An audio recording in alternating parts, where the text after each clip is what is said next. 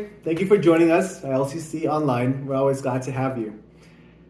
This week, I came across a story online, and it's about a woman making lamb roast. And the way she would make these lamb roasts is that before she put it in the oven, she would cut off the ends. And so one day, her husband asked her, "Hey, hun, why do you cut off the ends to your lamb roast?" And so the wife thought to herself for a second and said, "I don't really know. My mom's just always done it that way, so I've also done it that way." And so being the curious guy that he was, the husband asked the wife to call mom and ask her. So they called mom and asked, "Mom, why do you cut off the ends to your lamb roast?" And mom thought for a second and said, "I don't know. Your grandma's always done it that way, so I've also just done it that way."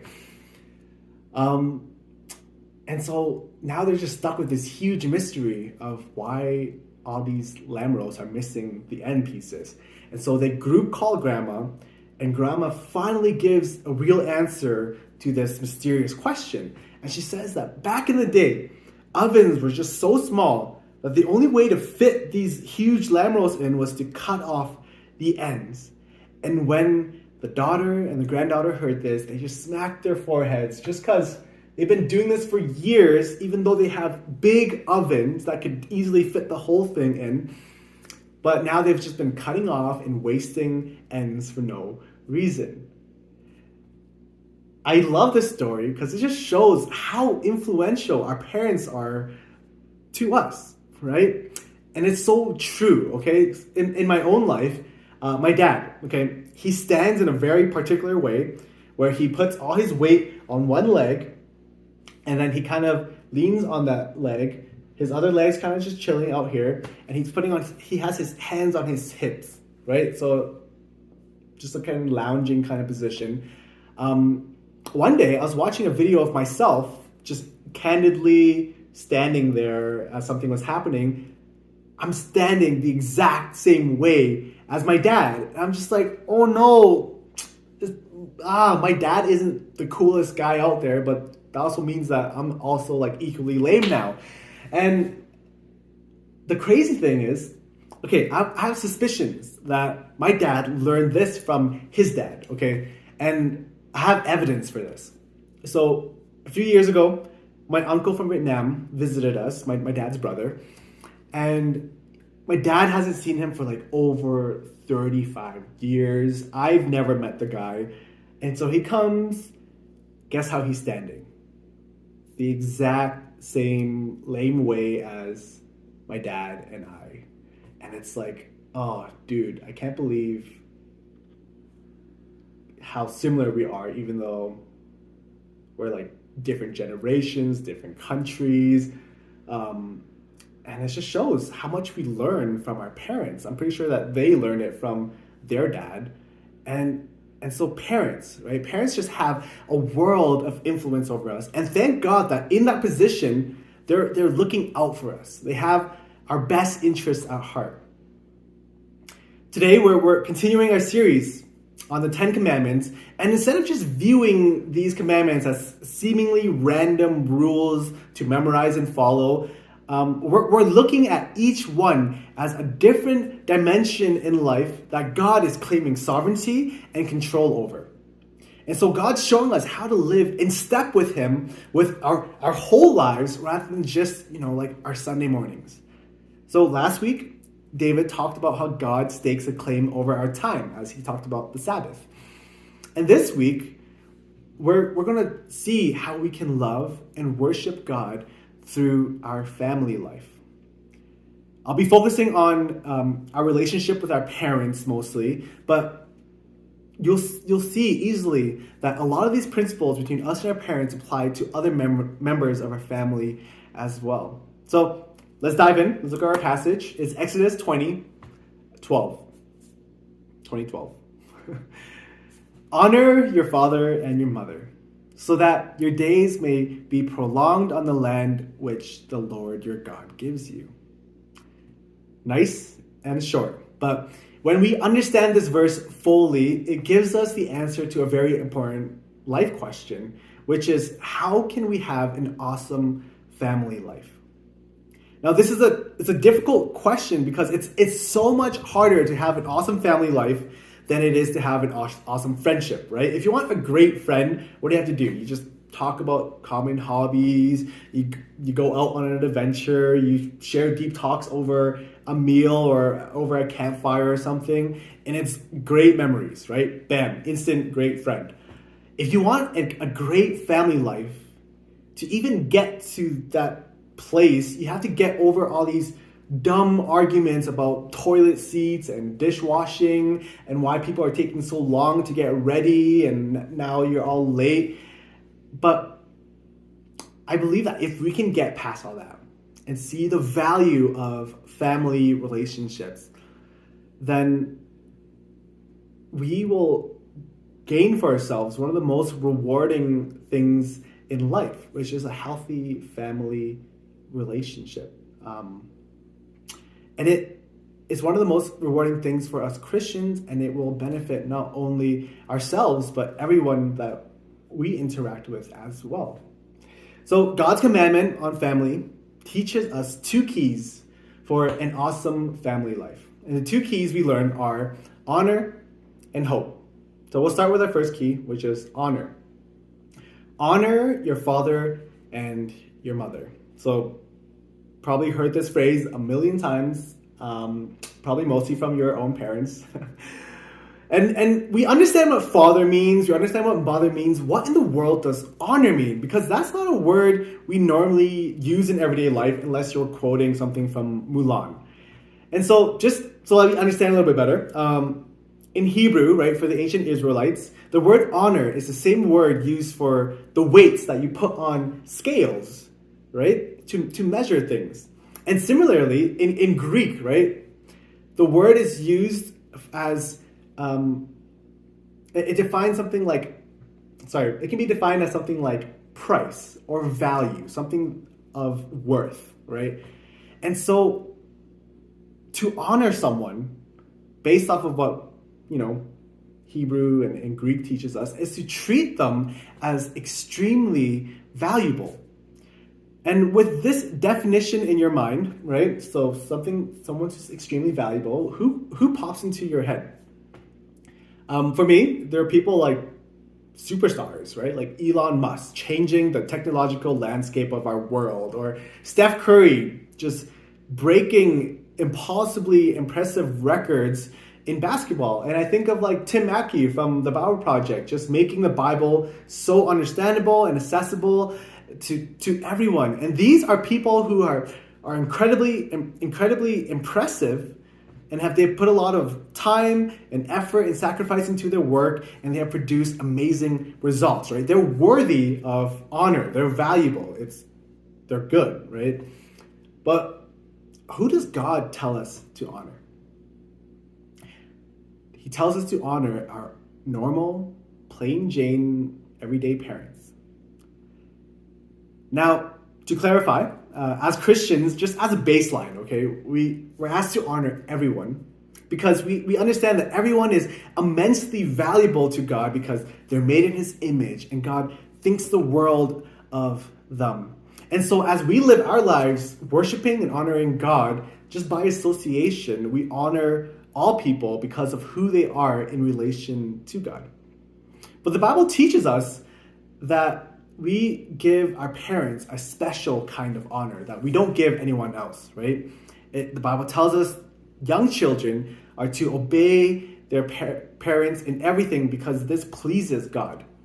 And it also tells us that grown-up children take care of their parents because we have a crucial responsibility to them, especially in their old age.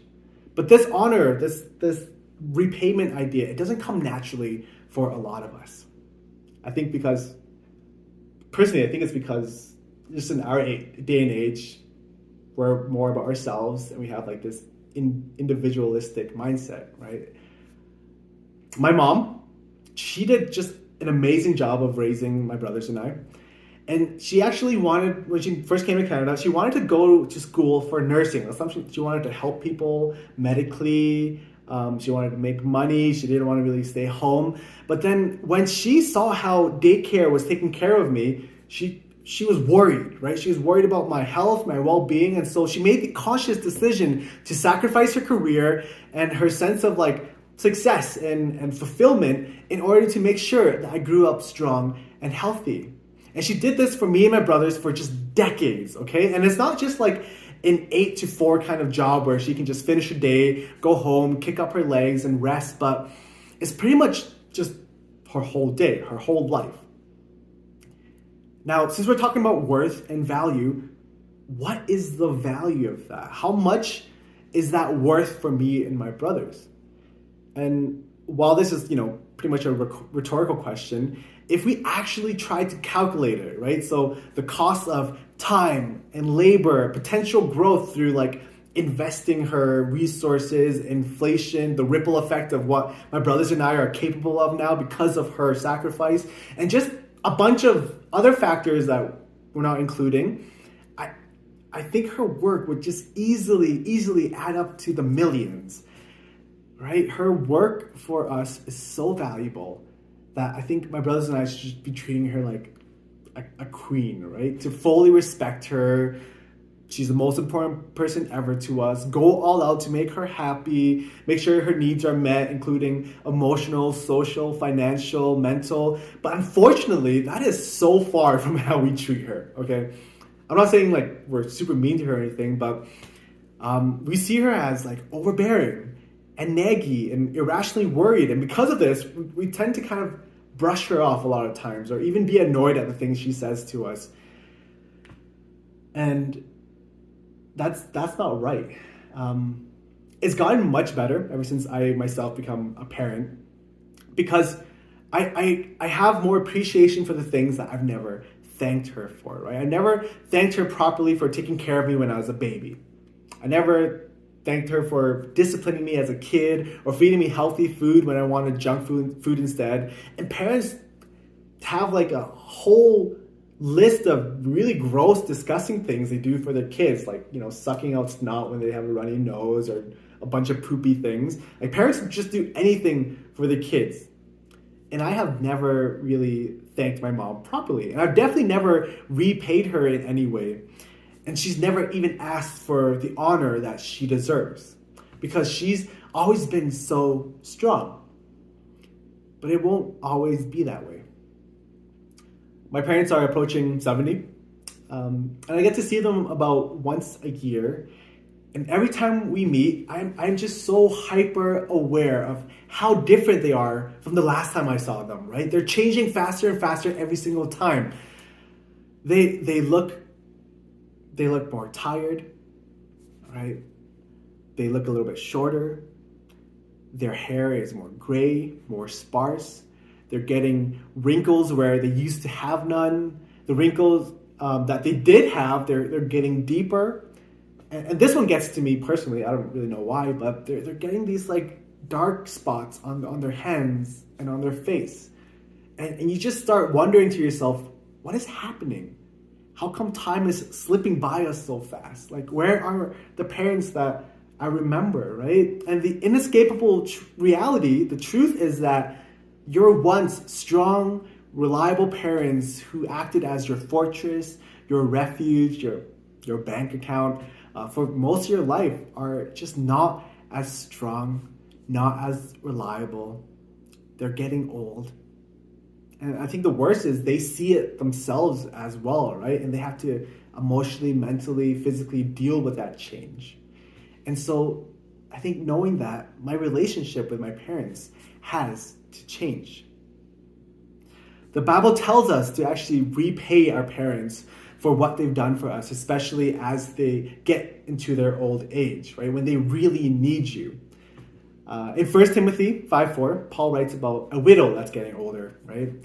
He says this, "But if a widow has children or grandchildren, these should learn first of all to put their religion into practice by caring for their own family and so repaying their parents and grandparents, for this is pleasing to God." He's saying that we please God by repaying our parents when they need our help.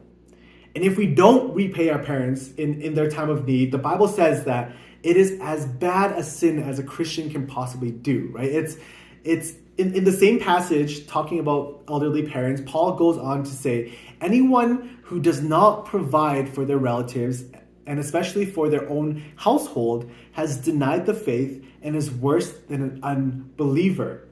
And I think the point of this is, if we neglect our parents, we show that we are completely just out of sync in our relationship with God. It means that we have forgotten every important principle of Christian living, right? The principles of justice, of love, of mercy, which are the most important pillars of God's laws. And there is no way to have a good relationship with God if we treat our parents poorly, especially when they do need us. I mean, think about it. If you can't even love the people who've completely invested their whole lives into you, how are you supposed to love anyone else, right? Friends, strangers, enemies. And so for those of us with aging parents, I think we need to just take time to plan to take care of our parents. It would be good to start setting aside resources for them and to ask them of their future needs. I think we need to cultivate a good relationship with them if possible, because some days we may have to be their caregivers. And because this pleases God, and because it's impossible to be right with God if we neglect our parents. For those of us whose parents are still young, be thankful for that, but I want to encourage you to honor them in a different way, right? Give them a hug, write them a card, clean their house, help them with their computers and their phone. I know they sometimes ask obvious questions about their iPhones, but they grew up at a different time as us. Because God loves your parents a lot. And God takes personally what you do for your parents. And if you honor your parents like that, it will be good for you too. So this brings us to our second point. The second key to an awesome family life is hope. Hope is the anticipation of a future and coming joy. And this is what God is telling us to look forward to in our family lives when we offer it up to Him, right? And we get this from our second half of our passage. So here it is. It's honor your parents so that your days may be prolonged on the land which the Lord gives you.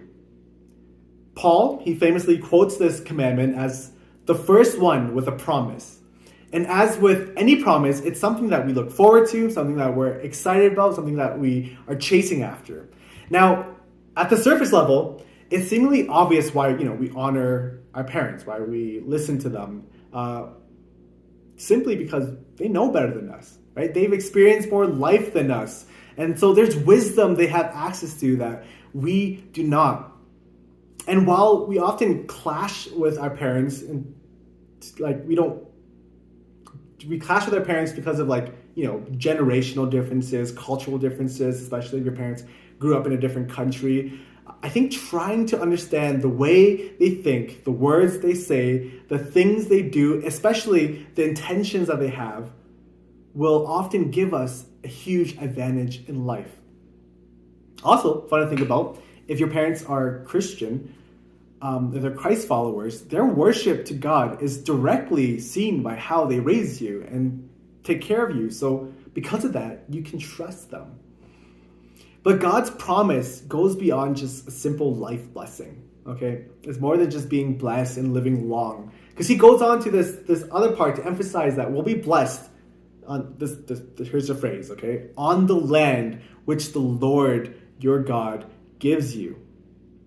Now, this idea of a God-given land, it is central to ancient Hebrew, ancient Israelite belief, right? Them living prosperously on God's land was directly connected to their relationship with God. For us nowadays, we look for more than just a God-given land, right? We look forward to a kingdom where God reigns, a heaven and an earth that is being restored, that's being made new, and where its citizens are all following the examples of Jesus. It's the upside down kingdom of love. And we get this from Hebrews 11:16, where the author says that all the Old Testament heroes of the faith who left their land on account of God's promise to them were longing for a better country, a heavenly one. Therefore, God is not ashamed to be called their God, for he has prepared a city for them. I think the point here is we have a land that we're after, and it's a heavenly land. And when we honor our parents, we are making heaven better. We are making earth more like heaven. When we please God in the context of our family, we are storing up treasures for ourselves in heaven. And we can look forward to the praise of God, especially when we make great sacrifices, when it's especially hard to honor our parents. And this line of thinking extends just beyond our parents and to our entire family, right? Our family is the first place of worship. Every interaction at home is an interaction with someone that God loves. And so every word, everything between you and them, it can be seen as worship.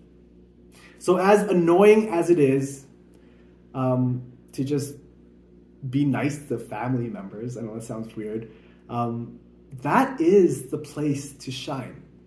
If you want to make the greatest difference in eternity, you start with your family. Build that up, and in all likelihood, you will see a multiplying effect over time, which will improve not only your quality of life, but also your impact on history. And I would say that is a family hope that is worth chasing after.